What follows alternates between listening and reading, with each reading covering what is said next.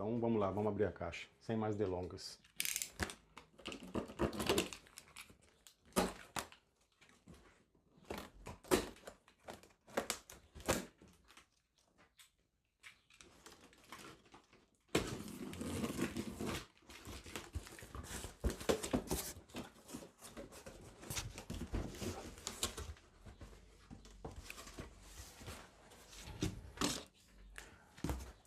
Veio bem embalado, tem a proteção aqui de plástico, tem a proteção dos isopores aqui do lado. Como vocês podem ver, proteção de isopor.